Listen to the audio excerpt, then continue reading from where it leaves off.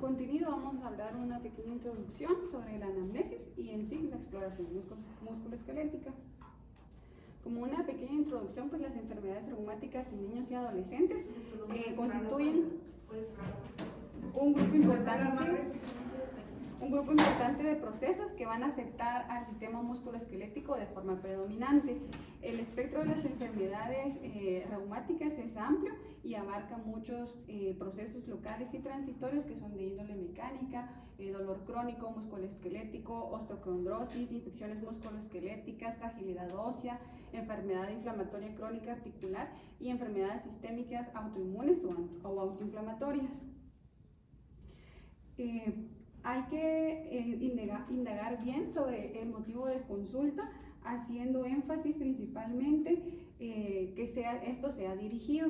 Hay que indagar sobre los antecedentes familiares, los antecedentes desde prenatales, natales, postnatales y enfocarnos en la historia actual, como les decía, siempre que sea de forma dirigida, para poder ir explorando sobre lo que el paciente nos quiere contar. El principal pues va a ser el dolor.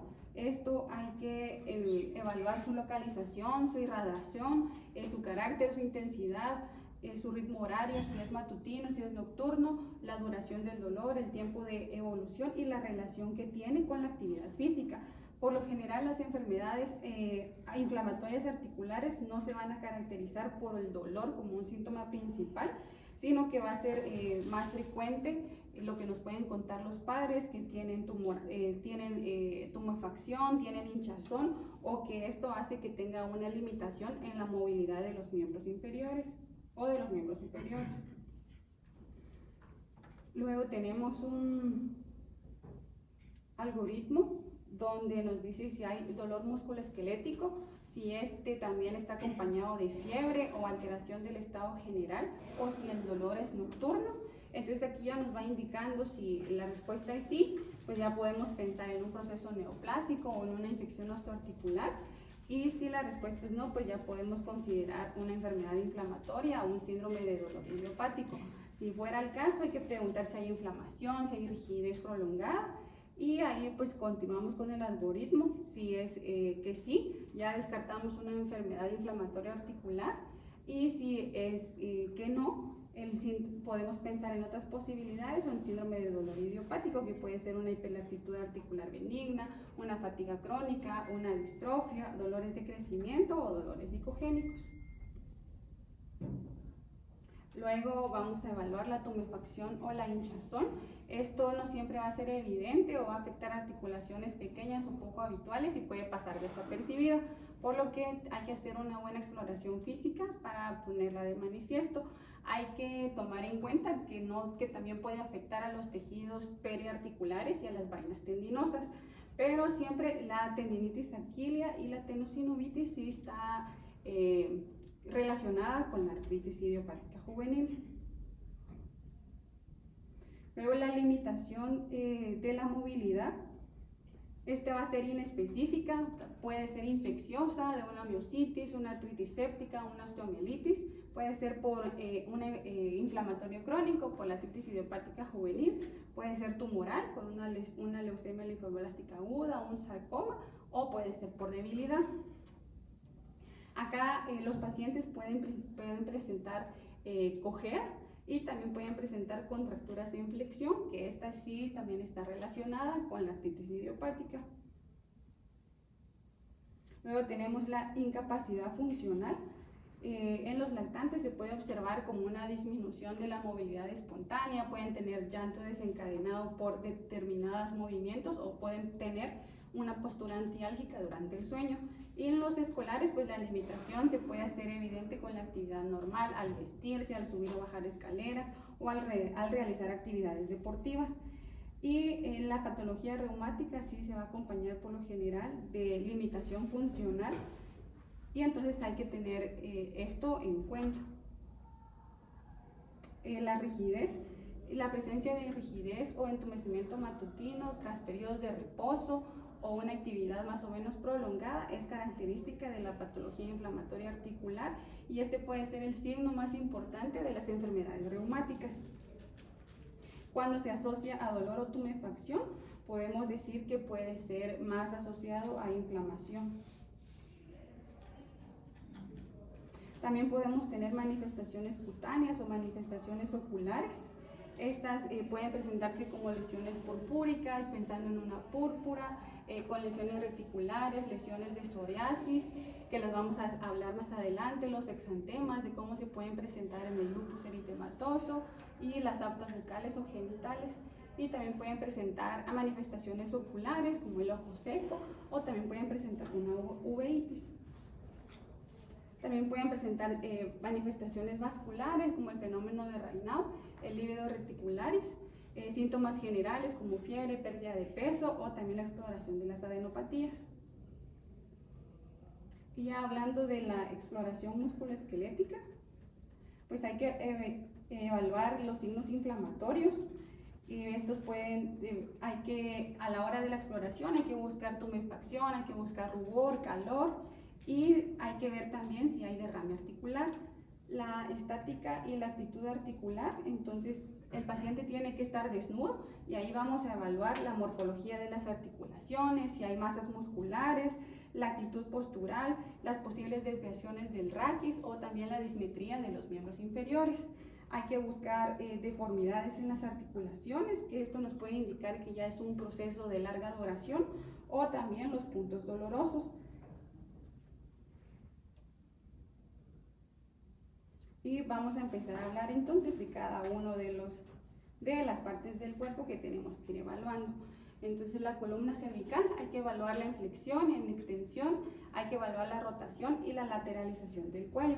En los pacientes con artritis idiopática juvenil, en las formas con afectación poliarticular, no es frecuente que se afecte la columna cervical. Entonces hay que evaluar, como les decía, la flexión, la extensión, la rotación y la lateralización del cuello. Entonces se le tiene que pedir al paciente que baje la mirada, luego que la suba y luego que mire hacia ambos lados. Por lo general los pacientes con artritis idiopática juvenil tienen limitación de la extensión cervical.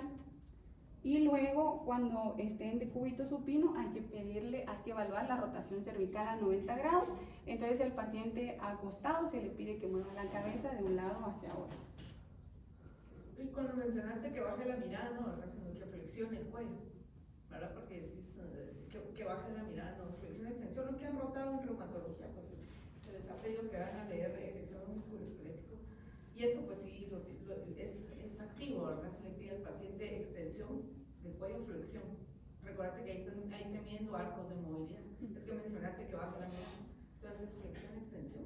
Y lateralización, que puede ser igual sentado o como lo mencionaste, acostado. Y no todos los pacientes, ¿verdad? Porque tú dijiste todos los pacientes con artritis tienen las cervicales, ¿no?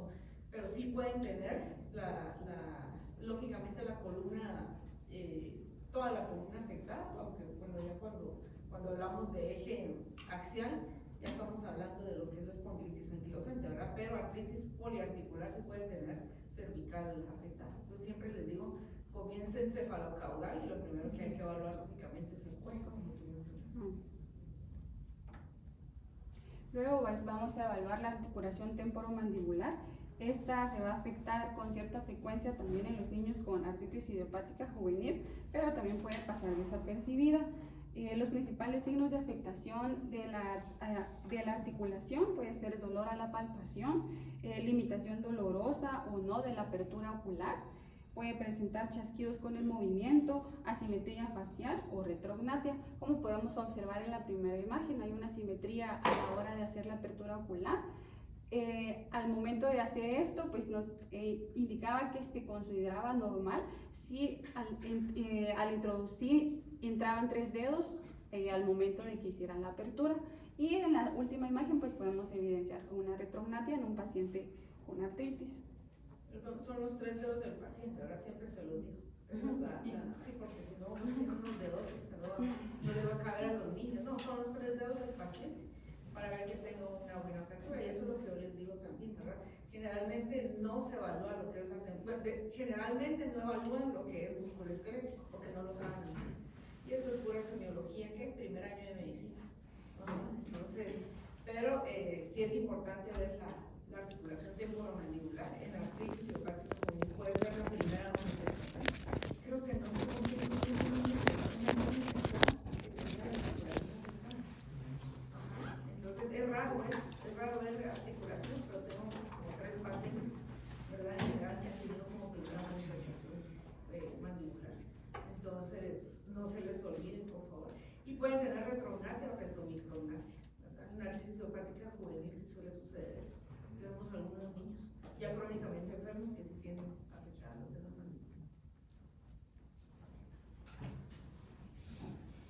Luego pues vamos a evaluar la articulación externoclavicular.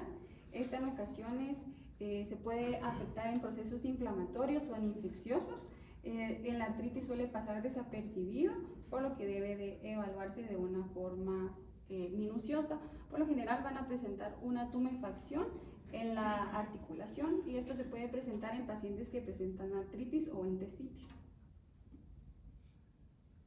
Luego vamos a evaluar el hombro. Esta se va a afectar con poca frecuencia en las artropatías crónicas. La inflamación de la articulación puede ponerse de manifiesto como por una tumefacción en la cara anterior del hombro. La movilidad, para evaluar la movilidad se le va a pedir al paciente que eleve los brazos hacia adelante, que los eleve hacia atrás y que los eleve hacia los lados. También le vamos a pedir de que flexione el brazo, tocándose el ombligo, tocándose el hombro contralateral, de igual manera por atrás, igual tocándose el hombro contralateral, pero por la parte de atrás. El signo más frecuente de compromiso articular va a ser la limitación, que en ocasiones va a ser dolorosa a la rotación interna, tanto activa como pasiva. Esto es lo que les indicaba de que se tenía que tocar el hombro contralateral por atrás también. ¿Y ahí qué algo de movilidad estás evaluando? Ahí había que evaluar abducción, rotación externa e interna y la movilidad pasiva y activa. Y abducción, ¿no? Luego el codo, hay que evaluar flexoextensión y la pronosupinación. La articulación del codo igual se va a afectar con poca frecuencia, también puede pasar desapercibida y en la artritis va a ser leve o no se explora adecuadamente. En la sinovitis puede sospecharse por la presencia de una tumefacción y hay que inspeccionar, hay que palpar la articulación y también hay que hacer los movimientos de pronosupinación de la mano. Hay que explorar la flexoextensión y hay que evaluar si hay algún grado de dolor o limitación a la movilidad. El primer signo de artritis en el codo pues puede ser la limitación a la extensión completa y en los niños pequeños pueden tener tendencia a la hipermovilidad de los codos. Entonces, cuando evaluamos el codo y vemos de que no hay una hiperextensión, ese puede ser un primer signo de que hay una sinovitis, sobre todo si el hallazgo es asimétrico. Ahí en la imagen podemos observar una tumefacción marcada del codo con las partes adyacentes. Luego pues vamos a evaluar la muñeca. La sinovitis de la articulación radiocarpiana y de las bandas tendinosas es muy frecuente en los pacientes con artritis idiopática juvenil. Se puede detectar por una simple inspección, viendo tumoraciones de consistencia blanda, por lo general en su cara dorsal, como lo podemos observar en la primera imagen. También hay que evaluar el compromiso inflamatorio haciendo compresión simultánea de las muñecas para explorar la sinovitis de los carpos, como está en la segunda imagen. Y también hay que evaluar la flexoextensión. Para ello se le pide a los pacientes que pongan las manos como en actitud de rezo y tienen que subir y bajar las manos. Y ahí podemos poner de manifiesto si hay una inflamación del carpo o si hay dolor al momento de hacer la movilidad. Luego pues vamos a evaluar la mano. Solo la anterior también solo pasa para medir, ahí estás midiendo extensión de muñeca en la última, ¿verdad? Y flexión es lo contrario, ¿verdad? De esta forma. Ustedes quieren evaluar los pasos, ¿verdad? Bueno, después les digo, pero el PIGALS, ¿verdad? Yo no te puedes revisar la clase, pero el PIGALS es una forma muy rápida de evaluar. Sí, está al final. Sí. Bueno, entonces la articulación de la mano, como les decía, se puede afectar con frecuencia en las artropatías crónicas. Mediante la simple extensión podemos ver de manifiesto si hay una tumefacción articular en los dedos y pueden presentar dactilitis, que puede ser los dedos en forma de salchicha, como lo vemos en la primera imagen. Y también mediante inspección podemos poner de manifiesto si hay contracturas articulares o hay deformidades, como lo podemos observar en la segunda imagen. También hay que inspeccionar las uñas en busca de onicolisis o el piqueteado, como podemos ver en la primera imagen, que puede acompañar a los pacientes en la forma de artropatía psoriática. Y también hay que pedirle al paciente que ponga las manos en forma de puño para evaluar si hay alguna tumefacción o si hay limitaciones de la movilidad de las metocarpofalángicas. Y también hay que pedirle al paciente que nos enseñe las uñas. Luego pues vamos a evaluar la cadera, la flexión y la rotación externa e interna. El compromiso de esta articulación puede abarcar desde procesos transitorios como una sinovitis transitoria de la cadera o incluso un proceso séptico o un proceso tumoral, pero también hay que tener en cuenta que esta articulación se puede afectar en los pacientes con artritis idiopática juvenil, por lo general en niños que ya son mayores y que tienen la presentación de una entesitis. Hay que pedirle, pues la limitación puede ser dolorosa, la rotación interna de la cadera, lo que nos puede evidenciar que hay, en un caso de sinovitis, hay que pedirle al paciente, como vemos en la primera imagen, que ponga su rodilla, el tobillo en la rodilla contralateral y que la lleve hasta donde está su pie. También hay que hacer la maniobra de rolling, que es la primera imagen, donde vamos a poner el examinador tiene que situar sus manos tanto debajo como por encima de la rodilla, haciendo rotar la extremidad hacia adentro y hacia afuera. Si hay una presencia de una artritis séptica, pues vamos a ver que hay una limitación dolorosa en estas rotaciones. Y luego, pues con el paciente en decúbito supino, hay que explorar la extensión y la rotación. Entonces, se le pide al paciente, que estando en decúbito supino, que separe sus piernas, como podemos ver en la primera imagen. En la segunda, perdón. Y luego, pues hay que evaluar la articulación sacroiliaca y la columna lumbar. Hay que evaluar la palpación, hay que hacer la maniobra de Favere y la maniobra de Menem. Estas articulaciones suelen ser desconocidas en las patologías musculoesqueléticas, pero pueden presentar inflamaciones en determinadas formas de la artritis idiopática juvenil, manifestando por lo general dolor o limitación de la movilidad. Entonces, en primer lugar, hay que palpar la región lumbosacra en busca de puntos dolorosos. Y luego pues vamos a hacer la maniobra de Favere, que esa nos va a evaluar flexión, abducción y rotación externa. Entonces, estando el paciente en decúbito supino, como vemos en la primera imagen, se le pide que ponga el tobillo sobre la rodilla contralateral y con la otra mano se tiene que palpar la espina ilíaca ipsilateral y hacemos una flexión sobre la rodilla. Esta prueba es positiva si genera dolor. Y luego en la segunda imagen, pues la maniobra de Menel, que debe de estar igual en decúbito supino, con la cadera y la rodilla hiperextendido, y pues vamos a evaluar también si es positiva cuando hay presenta dolor.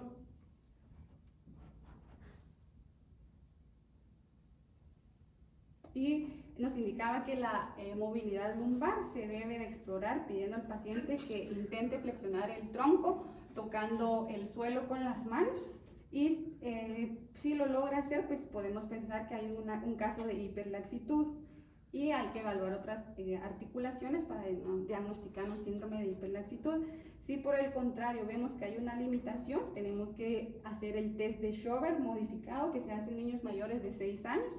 Esto con el paciente en bipedestación se traza una línea a la altura de las espinas ilíacas y luego se marcan dos líneas paralelas a esta, una por 5 centímetros debajo y la otra 10 centímetros por arriba. Entonces se le pide al niño igual que haga una flexión del codo para intentar tocar el suelo con las manos, y en ese momento se va a medir la diferencia de distancia entre el punto superior y el punto inferior. Si esto es menor de 6 centímetros, se puede considerar como patológico. Pero dijiste que se flexiona el codo, o sea, sí. Se inclina hacia adelante. Ajá, se tiene que movilizar el tronco intentando tocar el suelo con las manos. Luego pues hay que evaluar también la rodilla.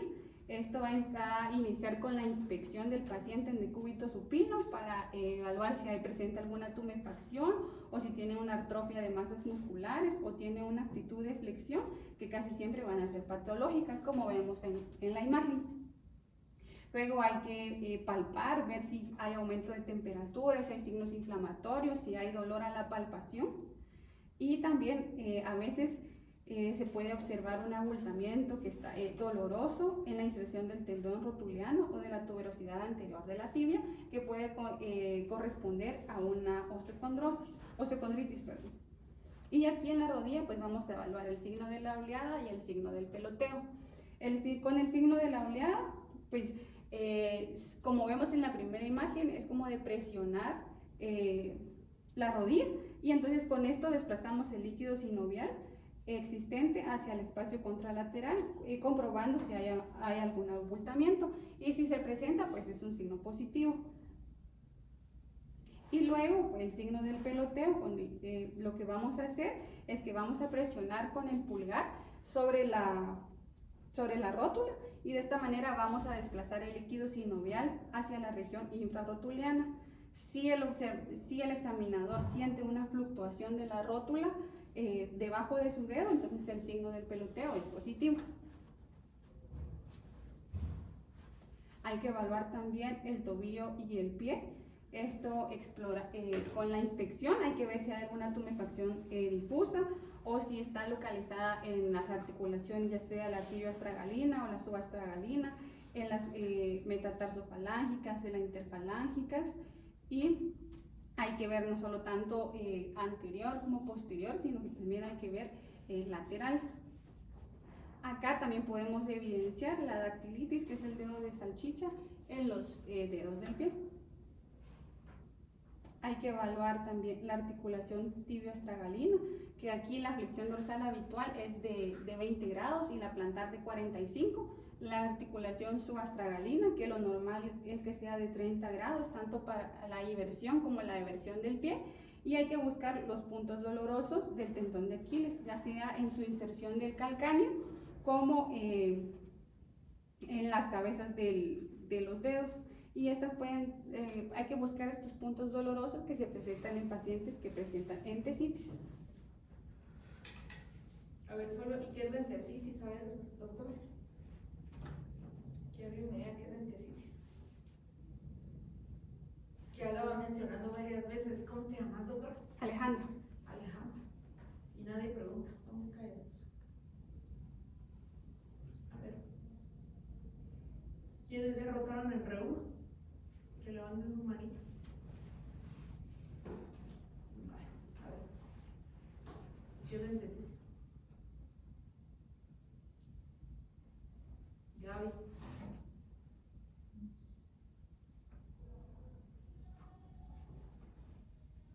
¿Quién más levantó la mano del otro lado?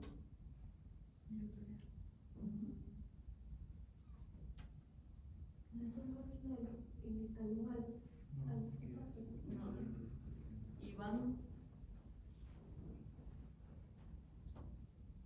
Entonces medio lee. Yo ahora que le estoy poniendo atención, doctora. A ver, ¿qué es la entesitis? Pues la entesis es la zona de inserción la entesis es la zona de inserción de un músculo, de un ligamento en el hueso. Entonces la entesitis es la inflamación en esa área. ¿Y cuáles son los puntos de entesitis?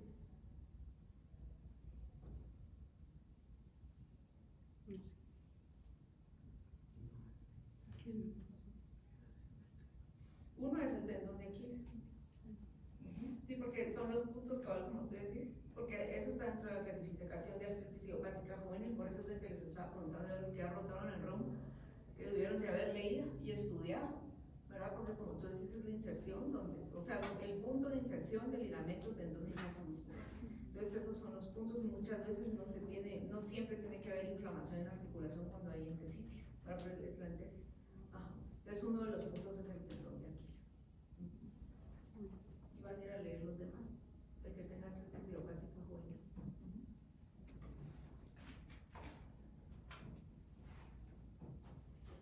Y pues continuando, tenemos que evaluar también la marcha, siempre en busca de cojera, que esto puede afectar la cadera u otras articulaciones del miembro inferior. Hay determinados patrones de marcha que nos pueden orientar a diferentes procesos. Por ejemplo, si inclina el tronco hacia adelante, podemos pensar en una afectación de la columna dorsolumbar. Si presenta una marcha salutatoria, hay afectación de la cadera, o si tiene dificultad en la marcha en que camina de puntillas, puede haber una afectación en la rodilla o en los tobillos. Y pues hay que evaluar también la longitud de los miembros inferiores, que esto se va a medir la distancia que hay entre la espina ilíaca anterosuperior y el malleolo interno, y pues si esto no es igual en ambos lados, pues podemos evidenciar una dismetría. Y pues para facilitar esta evaluación existe el PEGAL, que es una evaluación musculoesquelética rápida y sencilla. Estaba desarrollado idealmente para niños en edad escolar, pero se puede también evaluar en niños más pequeños, y esta va a incorporar maniobras simples. Entonces hay que hacer ciertas preguntas sobre si el niño tiene dolor o rigidez por la mañana al levantarse o después del reposo, si tiene dificultad para vestirse sin ayuda o si antes ya lo hacía, si tiene dificultad para el aseo personal, si tiene dificultad para subir o bajar gradas. Luego hay que hacer maniobras de detección, hay que evaluar al paciente, observarlo de pie y en decúbito. Hay que evaluar su actitud espontánea, si presenta alguna tumefacción, si tiene atrofia muscular o si tiene trastornos de alineación. En los miembros superiores hay que evaluar la flexión anterior de los hombros, pidiendo que extienda las manos hacia adelante. Hay que evaluar la extensión de codos, carpos y dedos y la supinación de los codos. Hay con las palmas hacia arriba y que cierre el puño. También hay que evaluar las limitaciones interfalángicas proximales y distales.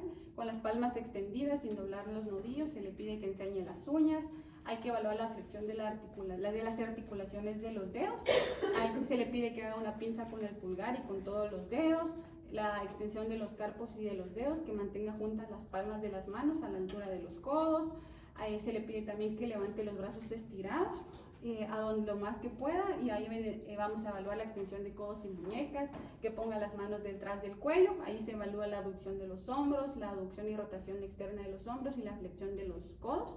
También se le pide que intente tocar la escápula del otro lado. Ahí vamos a evaluar la rotación interna de los hombros. En los miembros inferiores hay que evaluar el signo del peloteo y de oleada. Ahí vamos a evaluar si hay tumefacción en las rodillas. Se le pide que doble y estire sus rodillas para evaluar la flexión y la extensión, que realice movimientos pasivos de la cadera para evaluar la rotación, la abducción y la flexión, y se le pide que haga también movimientos pasivos en los tobillos para evaluar la movilidad de la articulación tibio-astragalina y subastragalina. Para evaluar la columna se tiene que observar el perfil del niño. Se le pide que abra la boca todo lo que pueda para ver la limitación y la simetría de la articulación temporomandibular, que mire al techo para evaluar la extensión de la columna, que intente tocar el hombro con la oreja. Ahí evaluamos la flexión lateral de la columna cervical, que estando de pie intente tocar el suelo sin doblar las rodillas. Ahí vamos a evaluar la flexión de la columna, si hay escoliosis o hacer el test de Schober. Y la deambulación, hay que observar la marcha espontánea, si camina de puntillas o con los talones, si hay cojera, si hay limitación de apoyo o si presenta una tendinopatía de Aquiles. Y únicamente. ¿No existe gráficas de esto del pelo? No, Ahí están las gráficas, ¿verdad? Porque es más gráfico, a todo lo que leíste es más fácil ver ahí todo. Ajá. ¿Cuáles son los pasos de cada uno? ¿Verdad? Vamos a ver qué hacen. Y es que eso me ocurrió. No creo que nos dejen acostarnos ahí en el escritorio, ¿verdad? Sí, ya han acostado. Sí. El doctor Montiel nos hizo hacer unas pruebas sentados en el... Bueno, si quieren hagamos una práctica. ¿Quién quiere el modelo? ¿Quién quiere ser el modelo? Iván.